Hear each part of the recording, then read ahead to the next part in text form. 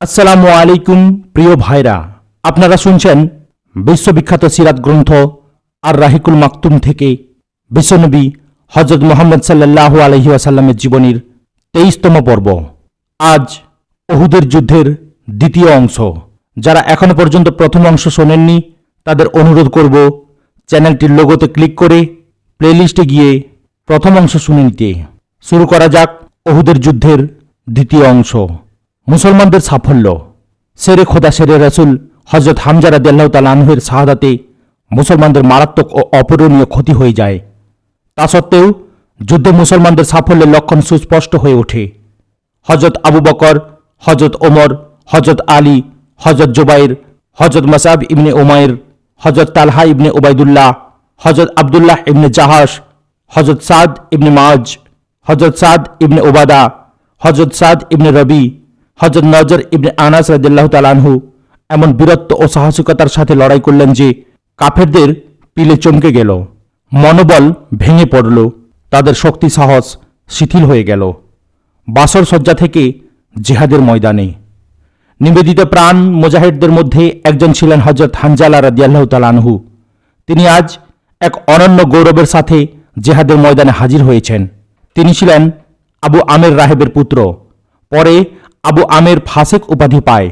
তার পরিচয় ইতিপূর্বে উল্লেখ করা হয়েছে। হজরত হানজালা রাদিয়াল্লাহু তাআলা আনহু নতুন বিয়ে করেছিলেন।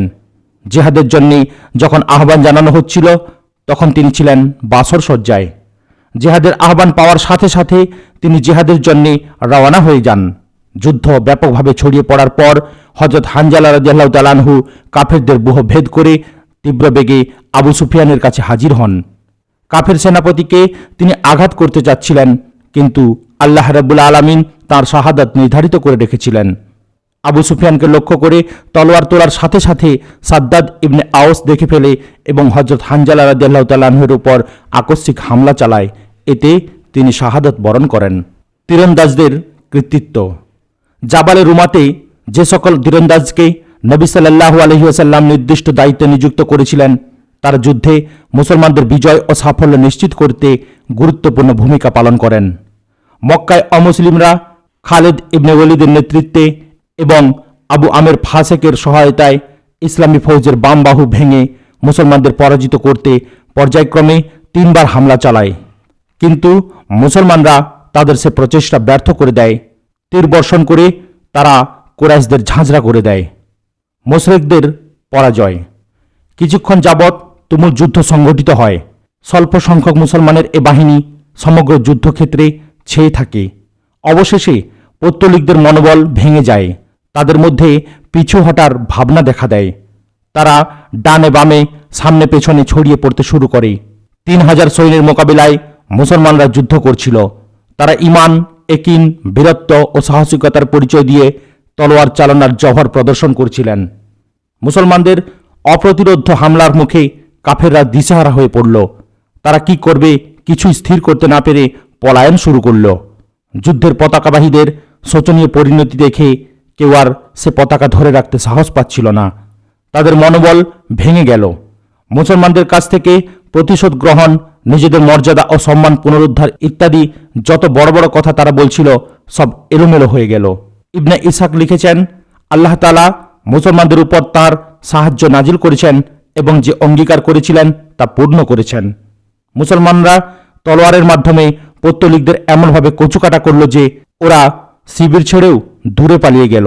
মোট কথা তারা শোচনীয় পরাজয়ের সম্মুখীন হল। হজরত আবদুল্লাহ ইবনে জুবাইর রাদিয়াল্লাহু তাআলা আনহু বলেন, তার পিতা বলেছেন, আল্লাহর শপথ, আমি লক্ষ্য করেছি যে হিন্দ বিনতে উতবা এবং তার সঙ্গিনী মহিলাদের হাঁটু দেখা যাচ্ছে। তারা কাপড় তুলে ছুটে পালাচ্ছিল। তাদের গ্রেপ্তার করার ব্যাপারে ছোট বড় কোনো অন্তরায়ই ছিল না। সহিহ বুখারীতে হজরত বারা ইবনে আজিব রাদিয়াল্লাহু তাআলা আনহু থেকে বর্ণিত আছে যে তিনি বলেন, কাফেরদের সঙ্গে আমাদের মোকাবেলা হলে তাদের মধ্যে হইচই পড়ে যায়। মহিলাদের আমি দেখলাম ওরা হাঁটুর ওপর কাপড় তুলে দ্রুত পাহাড়ি এলাকায় পালিয়ে যাচ্ছে। তাদের পায়ের অধিকাংশ দেখা যাচ্ছিল। এ ধরনের বিশৃঙ্খলা ও হট্টগোলের মধ্যে মুসলমানরা পৌত্তলিকদের উপর তলোয়ার চালাচ্ছিলেন এবং মালামাল সংগ্রহ করে তাদের তাড়া করছিলেন।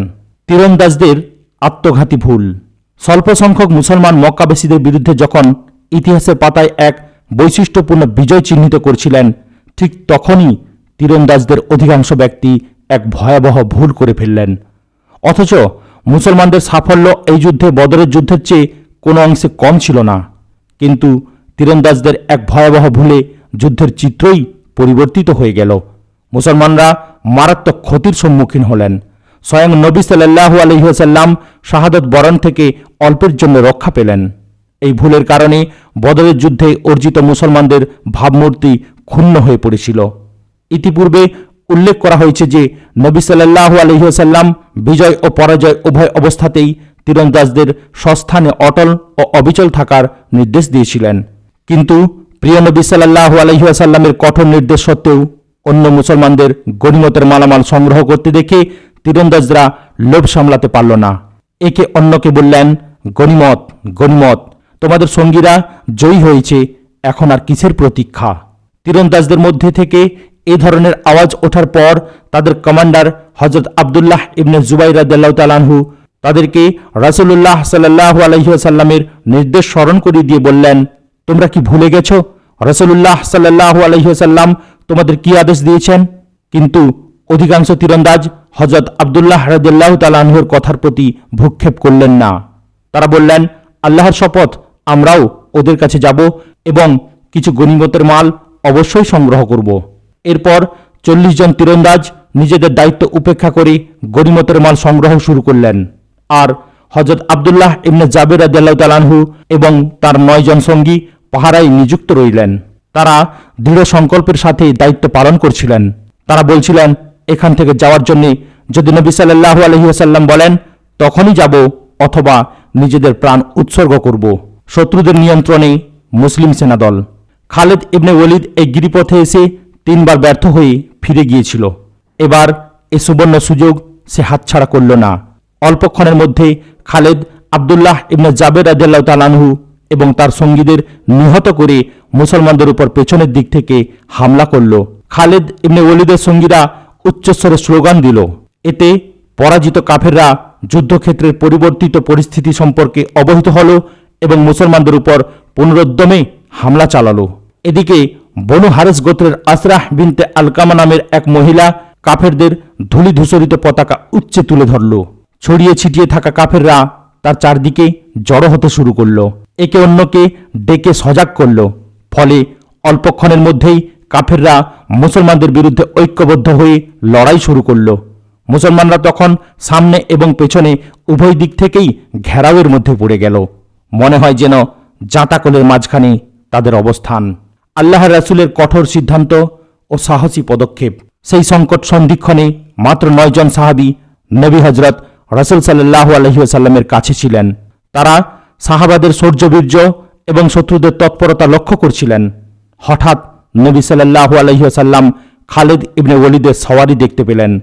এরপর প্রিয় নবী সাল্লাল্লাহু আলাইহি ওয়াসাল্লামের সামনে 2টি পথ খোলা ছিল: 9 জন সঙ্গী সহ নিরাপদ স্থানে চলে যাওয়া এবং শত্রুদের নিয়ন্ত্রণে থাকা সাহাবাদের তাদের ভাগ্যের উপর ছেড়ে দেয়া, অথবা নিজের জীবনের ঝুঁকি নিয়ে বিচ্ছিন্ন সাহাবাদের ডেকে একত্রিত করে শক্তিশালী প্রতিরক্ষা ব্যূহ তৈরি করে কাফেরদের ঘেরাও ছাড়িয়ে অপেক্ষাকৃত উঁচু জায়গায় যাওয়ার পথ করে নেওয়া। পরীক্ষার এহেন কঠিন সময়ে রাসূল সাল্লাল্লাহু আলাইহি ওয়াসাল্লাম তুলনাবিহীন বীরত্ব ও সাহসিকতার পরিচয় দিলেন।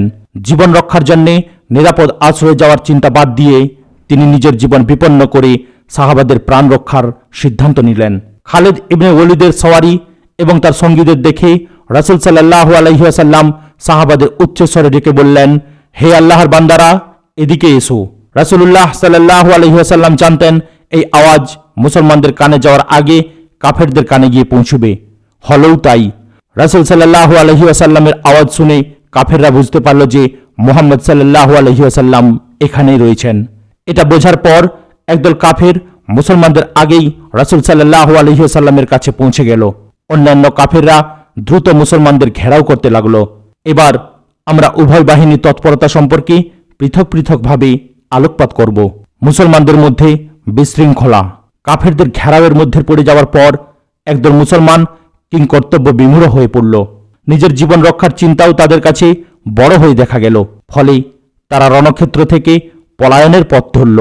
পেছনে কি হচ্ছে সে সম্পর্কে তারা কিছু জানত না। এদের মধ্যেকার কয়েকজন মদিনায় গিয়ে উঠলেন, কয়েকজন পাহাড়ের উপরে আশ্রয় নিলেন, অন্য একদল পেছনের দিকে গিয়ে কাফেরদের সাথে মিশে গেলেন। কে যে কাফের আর কে যে মুসলমান সেটা চিহ্নিত করা যাচ্ছিল না। এর ফলে মুসলমানদের হাতে মুসলমানরা নিহত হতে লাগলো। সহিহ বুখারীতে হযরত আয়েশা রাদিয়াল্লাহু তাআলা আনহা থেকে বর্ণিত আছে যে উহুদের দিনে মুশরিকদের পরাজয় হয়েছিল। এরপর ইবলিস এসে আওয়াজ দিল যে, ওহে আল্লাহর বান্দারা, পেছনে যাও। এতে সামনের কাতারের লোকেরা পেছনের দিকে গেল এবং পরস্পর সম্পৃক্ত হয়ে পড়ল। হযরত হুযায়ফা রাদিয়াল্লাহু তাআলা আনহু লক্ষ্য করলেন যে তার পিতা ইয়ামানের উপর হামলা করছে। তিনি বললেন, ওহে আল্লাহর বান্দারা, এ হচ্ছে আমার পিতা। কিন্তু আল্লাহর শপথ, লোকেরা তার উপর থেকে হাত নামিয়ে নেয়নি, শেষ পর্যন্ত তাকে মেরেই ফেলল। হযরত হুযায়ফা রাদিয়াল্লাহু তাআলা আনহু তখন বললেন, আল্লাহ রাব্বুল আলামিন আপনাদের মাগফিরাত করুন। হযরত উরওয়া রাদিয়াল্লাহু তাআলা আনহু বলেন, আল্লাহর শপথ, হযরত হুযায়ফা রাদিয়াল্লাহু তাআলা আনহু সবসময় কল্যাণের উপর অবিচল ছিলেন। এই অবস্থায় তিনি আল্লাহর সাথে গিয়ে মিলিত হন। মোট কথা, এই দলের মধ্যে চরম বিশৃঙ্খলা ও অব্যবস্থা দেখা দেয়। অনেকে ছিলেন বিস্ময়াভূত, তারা বুঝতে পারছিলেন না যে কোন দিকে যাবেন। সেই সময় এক ব্যক্তি উচ্চস্বরে ঘোষণা করল যে মুহাম্মদকে হত্যা করা হয়েছে। এতে মুসলমানদের অবশিষ্ট মনোবলও নষ্ট হয়ে গেল। কোন কোন মুসলমান এ ঘোষণা শোনার পর যুদ্ধ করা বন্ধ করে হতোদ্যম হয়ে হাতের অস্ত্র ছুঁড়ে ফেললেন।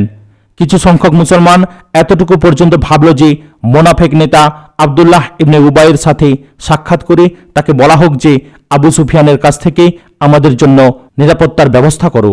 এই লোকদের কাছ দিয়ে কিছুক্ষণ পর হযরত আনাস ইবনে নজর রাদিয়াল্লাহু তাআলা আনহু যাচ্ছিলেন। তিনি লক্ষ্য করলেন বেশ কয়েকজন সাহাবী চুপচাপ বসে আছেন।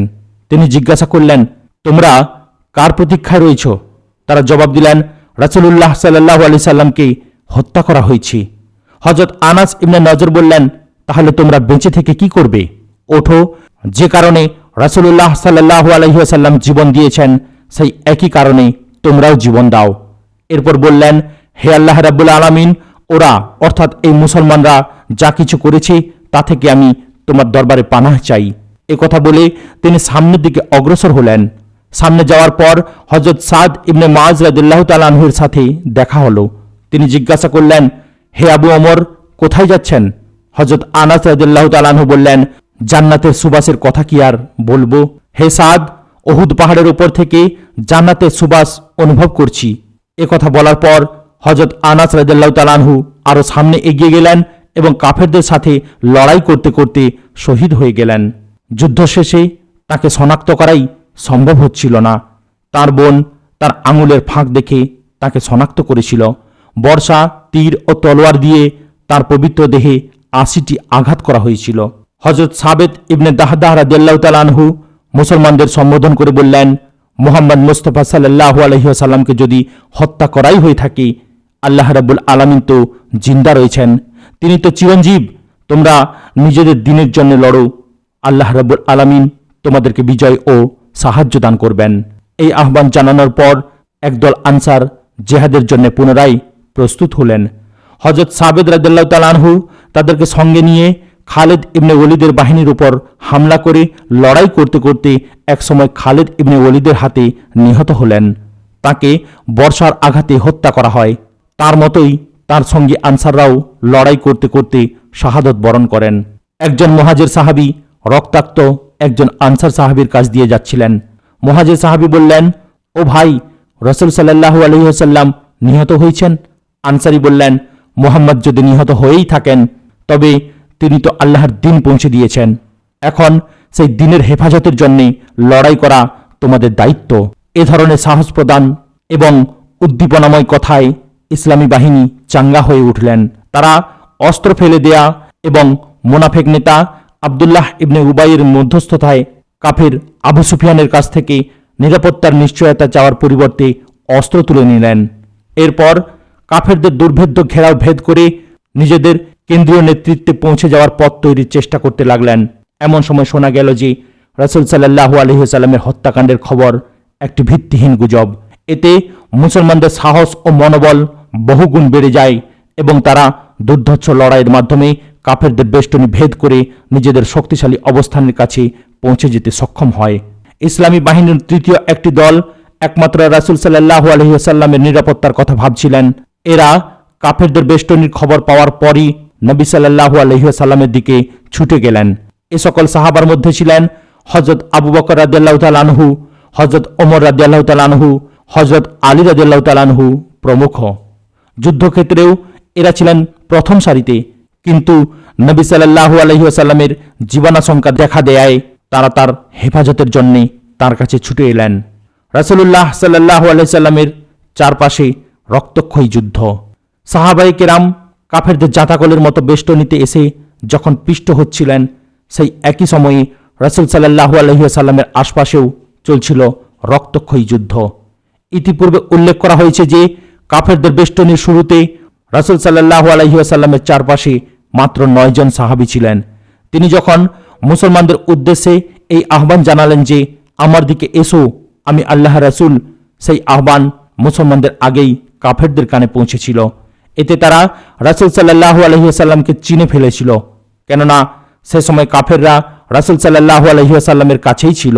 ফলে তারা প্রিয় নবী সাল্লাল্লাহু আলাইহি ওয়াসাল্লামের উপর হামলা করে বসল। মুসলমানদের সমবেত হওয়ার আগেই তারা প্রচণ্ড চাপ সৃষ্টি করল। সেই সময় সেই হামলা প্রতিরোধে নবী করিম সাল্লাল্লাহু আলাইহি ওয়াসাল্লামের চারিপাশে বিদ্যমান 9 জন সাহাবার সাথে কাফেরদের সংঘর্ষ হচ্ছিল। সাহাবাদের সেই সংঘর্ষে প্রিয় নবী সাল্লাল্লাহু আলাইহি ওয়াসাল্লামের প্রতি অসামান্য ভালোবাসা, বীরত্ব ও সাহসিকতার দুর্লভ পরিচয় ফুটে ওঠে।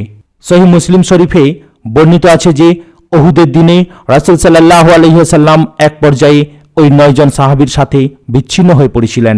এদের মধ্যে ছিলেন 7 জন আনসার এবং 2 জন ছিলেন মুহাজির। আত্মাইরা নবী সাল্লাল্লাহু আলাইহি ওয়াসাল্লামের খুব কাছে পৌঁছে যাওয়ার পর প্রিয় নবী সাল্লাল্লাহু আলাইহি ওয়াসাল্লাম বলেছিলেন, কে আছো, ওদেরকে আমার কাছ থেকে প্রতিরোধ করতে পারো, তার জন্যে জান্নাত রয়েছে। অথবা তিনি বলেছিলেন, সে ব্যক্তি জান্নাতে আমার সাথী হবে। এরপর একজন আনসার সাহাবী সামনে অগ্রসর হলেন এবং লড়াই করতে করতে শহীদ হয়ে গেলেন। মুশরিকরা এরপর প্রিয় নবী সাল্লাল্লাহু আলাইহি ওয়াসাল্লামের আরও কাছে পৌঁছে গেল। প্রতিরোধ যুদ্ধে একে একে 7 জন আনসার সাহাবা শাহাদত বরণ করলেন। নবী সাল্লাল্লাহু আলাইহি ওয়াসাল্লাম তার সঙ্গের 2 জন মুহাজির কুরাইশি সাহাবাকে বললেন, আমরা আমাদের সঙ্গীদের সাথে সুবিচার করিনি। উল্লিখিত 7 জন আনসার সাহাবার মধ্যে সর্বশেষ ছিলেন হযরত আম্মারা ইবনে ইয়াজিদ ইবনে সাকান রাদিয়াল্লাহু তাআলা আনহু। লড়াই করতে করতে তিনিও ক্ষতবিক্ষত হয়ে একসময় ঢলে পড়লেন। হযরত আম্মারা ইবনে ইয়াজিদ রাদিয়াল্লাহু তাআলা আনহু ঢলে পড়ার পর রাসূল সাল্লাল্লাহু আলাইহি ওয়াসাল্লামের কাছে মাত্র 2 জন কুরাইশি সাহাবা ছিলেন। বুখারী ও মুসলিম শরীফে বর্ণিত আছে যে হযরত আবু ওসমান রাদিয়াল্লাহু তাআলা আনহু বলেন, নবী সাল্লাল্লাহু আলাইহি ওয়াসাল্লাম যে সময় লড়াই করছিলেন, তার এই লড়াইয়ে তার সঙ্গে হযরত তালহা ইবনে উবাইদুল্লাহ রাদিয়াল্লাহু তাআলা আনহু ব্যতীত অন্য কেউ ছিলেন না। সেই সময় ছিল রাসূল সাল্লাল্লাহু আলাইহি ওয়াসাল্লামের জীবনের চরম সংকটময় মুহূর্ত, আর কাফেরদের জন্য সেটা ছিল একটা সুবর্ণ সুযোগ। প্রকৃতপক্ষে কাফেররা সেই সুযোগ কাজে লাগানোর ক্ষেত্রে কোনো অলসতাও করেনি। তারা প্রিয় নবী সাল্লাল্লাহু আলাইহি ওয়াসাল্লামের উপর সর্বাত্মক হামলা চালিয়ে তাকে শেষ করেই দিতে চেয়েছিল। সেই সময়ে উতবা ইবনে আবু ওয়াক্কাস রাসূল সাল্লাল্লাহু আলাইহি ওয়াসাল্লামকে পাথর নিক্ষেপ করেছিল। সেই আঘাতেই রাসূল সাল্লাল্লাহু আলাইহি ওয়াসাল্লাম মাটিতে পড়ে গিয়েছিলেন। তার নিচের মাড়ির ডান দিকের রোবাই দাঁত ভেঙে গিয়েছিল, তার নিচের ঠোঁট কেটে গিয়েছিল। আব্দুল্লাহ ইবনে সেহাব জুহরি সামনে অগ্রসর হয়ে প্রিয় নবী সাল্লাল্লাহু আলাইহি ওয়াসাল্লামের কপালে আঘাত করল। আব্দুল্লাহ ইবনে কামাহ নামের এক দুর্বৃত্ত দুরাচার সামনে এসে প্রিয় নবী সাল্লাল্লাহু আলাইহি ওয়াসাল্লামের কাঁধে তলোয়ারের এমন জোরে আঘাত করল যে পরবর্তীকালে 1 মাস পর্যন্ত তিনি সেই আঘাতের যন্ত্রণা অনুভব করেছিলেন। তবে আঘাত তার দেহের লৌহবর্ম কাটতে পারেনি। দুর্বৃত্ত ইবনে কামাহ তরবারি তুলে প্রিয় নবীকে দ্বিতীয়বার আঘাত করল। এই আঘাত ডান চোখের নিচের হাড়ে লাগলো এবং 2টি কড়া চেহারায় বিঁধে গেল। সাথে সাথে সে দুর্বৃত্ত বলল, এই নাও, আমি কামাহ অর্থাৎ ভাঙ্গনকারীর পুত্র। রাসূলুল্লাহ সাল্লাল্লাহু আলাইহি ওয়াসাল্লাম তার পবিত্র মুখমণ্ডলের রক্ত মুছতে মুছতে বললেন, আল্লাহ তাআলা তোকে ভেঙে টুকরো টুকরো করে ফেলুন। সহিহ বুখারীতে বর্ণিত আছে যে নবী সাল্লাল্লাহু আলাইহি ওয়াসাল্লামের রোবাই দাঁত ভেঙে ফেলা হয়। এবং মাথায় আঘাত করা হয়। সেই সময় নবী সাল্লাল্লাহু আলাইহি ওয়াসাল্লাম তার মুখমণ্ডলে প্রবাহিত রক্ত মুছছিলেন আর বলছিলেন, সেই কম কি করে সফল হতে পারবে যারা নিজেদের নবীর চেহারা জখমি করে দিয়েছে, তার দাঁত ভেঙে দিয়েছে, অথচ তিনি তাদেরকে আল্লাহ রাব্বুল আলামিনের পথে দাওয়াত দিচ্ছেন। নবী সাল্লাল্লাহু আলাইহি ওয়াসাল্লামের একথা বলার পর আল্লাহ রাব্বুল আলামিন এই আয়াত নাজিল করেন, তিনি তাদের প্রতি ক্ষমাশীল হবেন অথবা তাদের শাস্তি দেবেন, এ বিষয়ে তোমার করণীয় কিছু নেই, কারণ তারা জালিম। আলে ইমরান আয়াত নম্বর 128। তিবরানির বর্ণনায় উল্লেখ রয়েছে যে নবী সাল্লাল্লাহু আলাইহি ওয়াসাল্লাম সেদিন বলেছিলেন, সেই কওমের উপর আল্লাহর কঠিন আযাব হোক যারা নিজেদের নবীর চেহারা রক্তাক্ত করে দিয়েছে। কিছুক্ষণ পর তিনি বললেন, হে আল্লাহ রাব্বুল আলামিন, আমার কওমকে ক্ষমা করো, কেননা ওরা জানে না। সহিহ মুসলিম শরীফেও এই বর্ণনা রয়েছে যে নবী সাল্লাল্লাহু আলাইহি ওয়াসাল্লাম বারবার বলেছিলেন, হে পরওয়ারদিগার, আমার কওমকে ক্ষমা করে দাও, ওরা জানে না। কাজী আয়েজের আশ-শাফা গ্রন্থেও একথা উল্লেখ রয়েছে, হে আল্লাহ তাআলা, আমার কওমকে হেদায়েত দাও, ওরা জানে না। নিঃসন্দেহে কাফেররা প্রিয় নবী সাল্লাল্লাহু আলাইহি ওয়াসাল্লামকে প্রাণে মেরে ফেলতে চেয়েছিল, কিন্তু হযরত তালহা রাদিয়াল্লাহু তাআলা আনহু এবং হযরত সাদ ইবনে আবু ওয়াক্কাস রাদিয়াল্লাহু তাআলা আনহু তুলনাবিহীন আত্মত্যাগ, অসাধারণ বীরত্ব ও সাহসিকতার মাধ্যমে কাফেরদের প্রচেষ্টা ব্যর্থ করে দিয়েছিলেন। এরা উভয়ে ছিলেন আরবের সুদক্ষ তীরন্দাজ। তারা তীর নিক্ষেপ করে করে কাফেরদের প্রিয় নবী সাল্লাল্লাহু আলাইহি ওয়াসাল্লামের কাছ থেকে দূরে সরিয়ে দিয়েছিলেন। হযরত সাদ ইবনে আবু ওয়াক্কাস রাদিয়াল্লাহু তাআলা আনহুর দক্ষতা ও নৈপুণ্য এ থেকেই প্রমাণিত হয় যে রাসূল সাল্লাল্লাহু আলাইহি ওয়াসাল্লাম অন্য কোনো সাহাবীর ক্ষেত্রে কোনো ব্যাপারেই পিতামাতা উৎসর্গিত অর্থাৎ নিবেদিত হওয়ার কথা বলেননি। হযরত তালহা রাদিয়াল্লাহু তাআলা আনহুর বীরত্বের বিবরণ নাসাই শরীফে বর্ণিত একটি হাদিস থেকে জানা যায়। সেই হাদিসেই হযরত জাবের রাদিয়াল্লাহু তাআলা আনহু রাসূলুল্লাহ সাল্লাল্লাহু আলাইহি ওয়াসাল্লামের উপর কাফেরদের সেই সময়ের হামলার কথা উল্লেখ করেছেন, যখন নবী সাল্লাল্লাহু আলাইহি ওয়াসাল্লামের দরবারে মুষ্টিমেয় সাহাবী উপস্থিত ছিলেন। হযরত জাবের রাদিয়াল্লাহু তাআলা আনহু বলেন, মুশরিকরা রাসূল সাল্লাল্লাহু আলাইহি ওয়াসাল্লামকে ঘেরাও করে ফেললে তিনি বলেছিলেন, এদের সাথে লড়াই করার মতো কে আছো? হযরত তালহা রাদিয়াল্লাহু তাআলা আনহু তখন বললেন, আমি আছি। এরপর হযরত জাবের রাদিয়াল্লাহু তাআলা আনহু আনসারদের সামনে অগ্রসর হওয়া এবং একে একে শহীদ হওয়ার বিবরণ উল্লেখ করেন। সহিহ মুসলিম শরীফের বরাত দিয়ে ইতিপূর্বে আমরা সেই বিবরণ উল্লেখ করেছি। হযরত জাবের রাদিয়াল্লাহু তাআলা আনহু বলেন, আনসাররা শহীদ হওয়ার পর হযরত তালহা রাদিয়াল্লাহু তাআলা আনহু সামনে এগিয়ে একাই 11 জনের সমান বীরত্বের পরিচয় দেন। একসময় তার হাতে জনৈক কাফেরের তরবারির আঘাত লাগে, এতে তার একটি আঙুল কেটে যায়। সাথে সাথে তিনি ইসসি শব্দ উচ্চারণ করলেন। রাসূল সাল্লাল্লাহু আলাইহি ওয়াসাল্লাম বললেন, তুমি যদি এখন বিসমিল্লাহ শব্দ উচ্চারণ করতে, তাহলে আল্লাহর ফেরেশতা সকলের সামনে তোমাকে ঊর্ধ্বে তুলে নিয়ে যেতেন। হযরত জাবের রাদিয়াল্লাহু তাআলা আনহু বলেন, এরপর আল্লাহ তাআলা কাফেরদের অন্যদিকে ফিরিয়ে দেন। একাধিক গ্রন্থে হাকিমের বর্ণনায় রয়েছে, উহুদের দিনে তালহার দেহে 39 বা 35টি আঘাত লেগেছিল। তার শাহাদাত আঙুল সহ 2টি আঙুল নিষ্ক্রিয় হয়ে গিয়েছিল।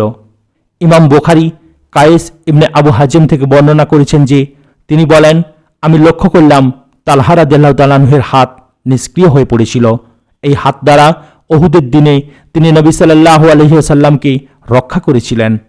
তিরমিজি শরীফে বর্ণনা করা হয়েছে যে রাসূল সাল্লাল্লাহু আলাইহি ওয়াসাল্লাম সেদিন বলেছিলেন, যে ব্যক্তি কোনো শহীদকে ভূপৃষ্ঠে চলাফেরা করা অবস্থায় দেখতে চায়, সে যেন তালহা ইবনে উবাইদুল্লাহ রাদিয়াল্লাহু তাআলা আনহুকে দেখে।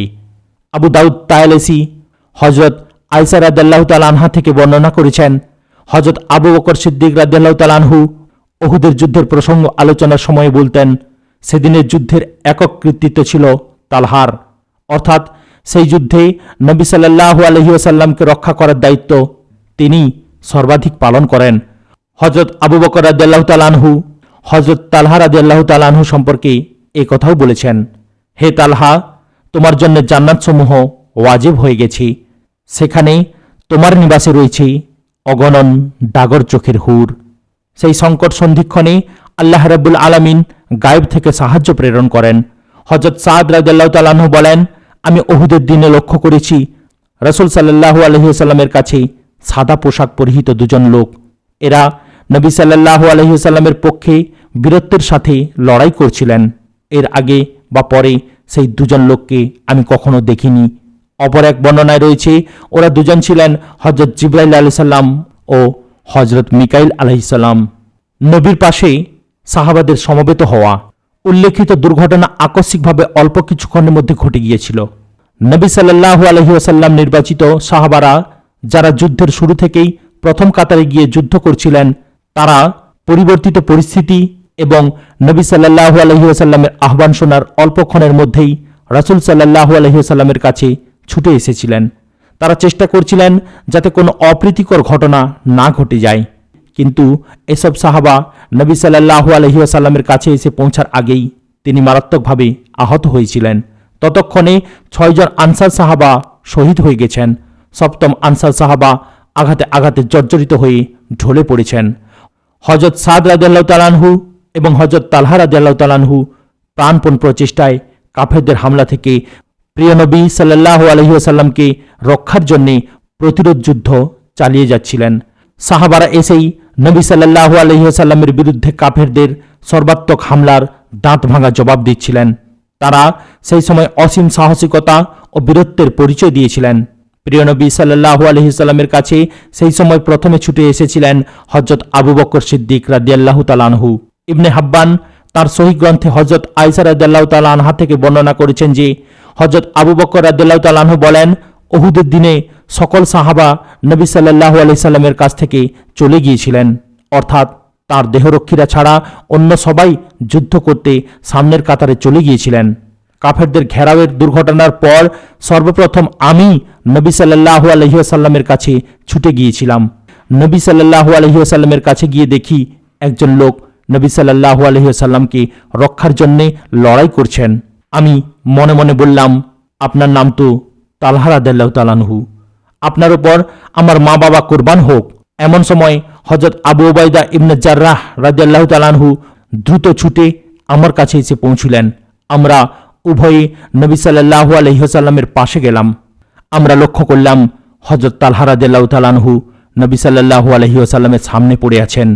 রাসূল সাল্লাল্লাহু আলাইহি ওয়াসাল্লাম বললেন, তোমাদের ভাইকে তোলো, সে নিজের জন্য জান্নাত ওয়াজিব করে নিয়েছে। হযরত আবু বকর রাদিয়াল্লাহু তাআলা আনহু বলেন, আমরা পৌঁছে আরও দেখলাম প্রিয় নবী সাল্লাল্লাহু আলাইহি ওয়াসাল্লামের তীক্ষ্ণ কড়া তার চোখের নিচে চেহারায় গেঁথে গেছে। আমি সেগুলো বের করতে চাইলাম। আবু উবাইদা রাদিয়াল্লাহু তাআলা আনহু বললেন, আল্লাহর নামে শপথ নিচ্ছি, এগুলো আমাকে বের করতে দিন। এরপর তিনি দাঁত দিয়ে একটি কড়া কামড়ে ধরে ধীরে ধীরে বের করতে লাগলেন, যাতে নবী সাল্লাল্লাহু আলাইহি ওয়াসাল্লাম ব্যথা কম পান। শেষ পর্যন্ত একটি কড়া বের করলেন। এতে হযরত আবু উবাইদা রাদিয়াল্লাহু তাআলা আনহুর নিচের মাড়ির একটি দাঁত পড়ে গেল। দ্বিতীয় কড়াটি আমি বের করতে চাইলাম, কিন্তু আবু উবাইদা রাদিয়াল্লাহু তাআলা আনহু বললেন, আবু বকর রাদিয়াল্লাহু তাআলা আনহু, আপনাকে আল্লাহর শপথ দিচ্ছি, আমাকে বের করতে দিন। এরপর তিনি দ্বিতীয় কড়াটিও বের করলেন। এতে তার নিচের মাড়ির আরেকটি দাঁত ভেঙে গেল। এরপর রাসূল সাল্লাল্লাহু আলাইহি ওয়াসাল্লাম বললেন, তোমাদের ভাই তালহাকে সামলাও, সে নিজের জন্য জান্নাত ওয়াজিব করে নিয়েছে। হযরত আবু বকর রাদিয়াল্লাহু তাআলা আনহু বলেন, এরপর আমরা হযরত তালহা রাদিয়াল্লাহু তাআলা আনহুর প্রতি মনোনিবেশ করলাম। তার দেহে 80টির বেশি আঘাত লেগেছিল। হযরত তালহা রাদিয়াল্লাহু তাআলা আনহু সেদিন কিরূপ বীরত্ব, আত্মত্যাগ ও সাহসিকতার সাথে লড়াই করেছিলেন তা এতেই বোঝা যায়। সেই সংকটময় মুহূর্তে রাসূল সাল্লাল্লাহু আলাইহি ওয়াসাল্লামের কাছে নিবেদিত প্রাণ সাহাবাদের একটি দল এসে পৌঁছলেন। তাদের নাম হচ্ছে হযরত আবু দুজানা, হযরত মুসআব ইবনে উমাইর, হযরত আলী ইবনে আবু তালিব, হযরত সাহল ইবনে হুনাইফ, হযরত মালিক ইবনে আবু সানান, যিনি ছিলেন হযরত আবু সাঈদ খুদরি রাদিয়াল্লাহু তাআলা আনহুর পিতা, হযরত উম্মে আম্মারা নুসাইবা বিনতে কাব মাজিনা, হযরত কাতাদা ইবনে নোমান, হযরত ওমর ইবনে খাত্তাব, হযরত হাতিব ইবনে আবু বলতা এবং হযরত আবু তালহা রাদিয়াল্লাহু তাআলা আনহু। মুসলমানদের উপর শত্রুদের প্রচণ্ড আঘাত। এদিকে শত্রুদের সংখ্যা নবী সাল্লাল্লাহু আলাইহি সাল্লামের চারিদিকে বৃদ্ধি পাচ্ছিল, ফলে তাদের হামলাও বাড়ছিল। এক পর্যায়ে নবী সাল্লাল্লাহু আলাইহি সাল্লাম একটি গর্তের ভেতর পড়ে গিয়ে হাঁটুতে আঘাত পেলেন। আবু আমের ফাসেক শয়তানি প্রবৃত্তির বশবর্তী হয়ে মুসলমানদের ক্ষতি করতে এ ধরনের কয়েকটি গর্ত খনন করেছিল।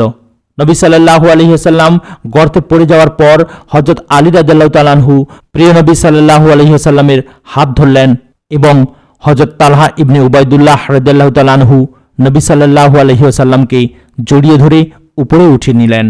নাফে ইবনে জাবির বলেন, আমি একজন মুহাজির সাহাবীকে বলতে শুনেছি, তিনি বলছিলেন, উহুদের যুদ্ধে আমি হাজির ছিলাম। আমি লক্ষ্য করলাম চারিদিক থেকে নবী সাল্লাল্লাহু আলাইহি ওয়াসাল্লামের উপর তীর নিক্ষিপ্ত হচ্ছে। তিনি তীরের মাঝখানে রয়েছেন, কিন্তু নিক্ষিপ্ত সেই সব তীর সাহাবারা গ্রহণ করছিলেন। আমি আরও লক্ষ্য করলাম যে আব্দুল্লাহ ইবনে সেহাব জুহরি বলছিল, বলো মুহাম্মদ কোথায়? এবার আমি থাকব অথবা তিনি থাকবেন। অথচ রাসূলুল্লাহ সাল্লাল্লাহু আলাইহি সাল্লাম তার পাশেই ছিলেন। তার কাছে সে সময় অন্য কেউ ছিল না। ইবনে সেহাব একসময় সামনে এগিয়ে গেল। এতে সফওয়ান তাকে ধমক দিল। জবাবে ইবনে সেহাব বলল, আল্লাহর শপথ, আমি তাকে দেখতে পাইনি। আমাদের দৃষ্টি থেকে তাকে হেফাজত করা হয়েছে। এরপর আমরা চারজন প্রতিজ্ঞা করে বেরুলাম যে মুহাম্মদ সাল্লাল্লাহু আলাইহি ওয়াসাল্লামকে হত্যা করব। নাউজুবিল্লাহ। কিন্তু তার ধারে কাছেও পৌঁছতে পারলাম না। অভূতপূর্ব আত্মত্যাগ ও সাহসিকতা। সেই সময় মুসলমানরা এমন অসাধারণ বীরত্ব ও আত্মত্যাগের পরিচয় দিয়েছিলেন যার উদাহরণ ইতিহাসে আর পাওয়া যায় না। হযরত আবু তালহা রাদিয়াল্লাহু তাআলা আনহু রাসূল সাল্লাল্লাহু আলাইহি সাল্লামের সামনে বুক টান করে দাঁড়ালেন। প্রিয় নবী সাল্লাল্লাহু আলাইহি ওয়াসাল্লামকে শত্রুদের নিক্ষিপ্ত তীর থেকে রক্ষা করতে হযরত আবু তালহা কিছুটা উঁচুতে দাঁড়ালেন। হযরত আনাস রাদিয়াল্লাহু তাআলা আনহু বলেন, উহুদের দিনে সাধারণ মুসলমানরা পরাজিত হয়ে প্রিয় নবী সাল্লাল্লাহু আলাইহি ওয়াসাল্লামের কাছে না এসে এদিক ওদিক ছুটে পালাচ্ছিল। হযরত আবু তালহা রাদিয়াল্লাহু তাআলা আনহু একটি ঢাল নিয়ে প্রিয় নবী সাল্লাল্লাহু আলাইহি ওয়াসাল্লামের সামনে প্রতিরোধবুহ হয়ে দাঁড়ালেন। তিনি ছিলেন দক্ষ তীরন্দাজ, নিপুণ হাতে তীর নিক্ষেপ করতেন। সেদিন তিনি দুটি নয়, যেন তিনটি ধনুক ভেঙে ফেলেছিলেন। নবী সাল্লাল্লাহু আলাইহি ওয়াসাল্লামের পাশ দিয়ে কেউ ধনুক নিয়ে যাওয়ার সময় নবী সাল্লাল্লাহু আলাইহি ওয়াসাল্লাম বলতেন, এটি আবু তালহা রাদিয়াল্লাহু তাআলা আনহুকে দাও। নবী সাল্লাল্লাহু আলাইহি ওয়াসাল্লাম লোকদের প্রতি মাথা উঁচু করে তাকালে হযরত আবু তালহা রাদিয়াল্লাহু তাআলা আনহু বলেন, আমার মা বাবা আপনার উপর কোরবান হোক, আপনি মাথা উঁচু করে তাকাবেন না। খোদা না করুন আপনার পবিত্র দেহে তীর বিদ্ধ হতে পারে। আমার বুক আপনার বুকের সামনে রয়েছে। হযরত আনাস রাদিয়াল্লাহু তাআলা আনহু থেকে আরও বর্ণিত আছে যে হযরত আবু তালহা রাদিয়াল্লাহু তাআলা আনহু নবী সাল্লাল্লাহু আলাইহি ওয়াসাল্লামের দিক থেকে একটি ঢাল দিয়ে প্রতিরোধব্যূহ রচনা করেন। হযরত আবু তালহা রাদিয়াল্লাহু তাআলা আনহু ছিলেন দক্ষ তীরন্দাজ। তিনি তীর নিক্ষেপের পর নবী সাল্লাল্লাহু আলাইহি ওয়াসাল্লাম মাথা উঁচু করে দেখতেন যে তীর কোথায় গিয়ে বিদ্ধ হলো। হযরত আবু দুজানা রাদিয়াল্লাহু তাআলা আনহু নবী সাল্লাল্লাহু আলাইহি ওয়াসাল্লামের সামনে এসে তার দিকে মুখ করে দাঁড়ালেন এবং নিজের পিঠকে ঢাল স্বরূপ পেতে দিলেন। তার পিঠে এসে শত্রুদের নিক্ষিপ্ত তীর বিঁধছিল, কিন্তু তিনি একটুও নড়াচড়া করছিলেন না। হযরত হাতেব ইবনে আবু বলতা রাদিয়াল্লাহু তাআলা আনহু উতবা ইবনে আবু ওয়াক্কাসের পিছু নিলেন। উতবা প্রচণ্ড শক্তিতে নবী সাল্লাল্লাহু আলাইহি ওয়াসাল্লামের দেহে তরবারি দিয়ে আঘাত করছিল। হযরত হাতেব রাদিয়াল্লাহু তাআলা আনহু উতবার তরবারি এবং ঘোড়া কেড়ে নিয়ে তাকে হত্যা করলেন। হযরত সাদ ইবনে আবু ওয়াক্কাস রাদিয়াল্লাহু তাআলা আনহু নিজের ভাই উতবাকে হত্যা করার সুযোগ খুঁজছিলেন, কিন্তু সেই সৌভাগ্য হযরত হাতেব রাদিয়াল্লাহু তাআলা আনহু অর্জন করলেন। হযরত সহল ইবনে হুনাইফ রাদিয়াল্লাহু তাআলা আনহু বিশিষ্ট তীরন্দাজ ছিলেন। তিনি রাসূল সাল্লাল্লাহু আলাইহি ওয়াসাল্লামের কাছে মরণের জন্য বাইয়াত করেন।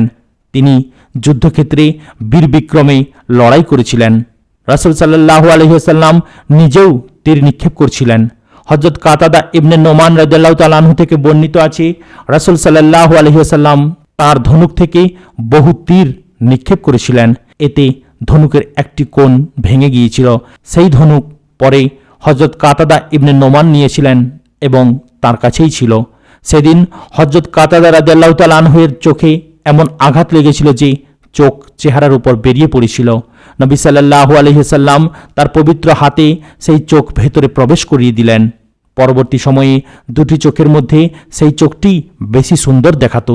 সেই চোখের দৃষ্টি ছিল অধিক প্রখর। হযরত আব্দুর রহমান ইবনে আউফ রাদিয়াল্লাহু তাআলা আনহু লড়াই করতে করতে মুখে প্রচণ্ড আঘাত পেলেন। এতে তার সামনের মাড়ির দাঁত ভেঙে গেল। তিনি 20-22টি আঘাত পেয়েছিলেন। পায়েও আঘাত লেগেছিল এবং এতে তিনি খোঁড়া হয়ে গিয়েছিলেন।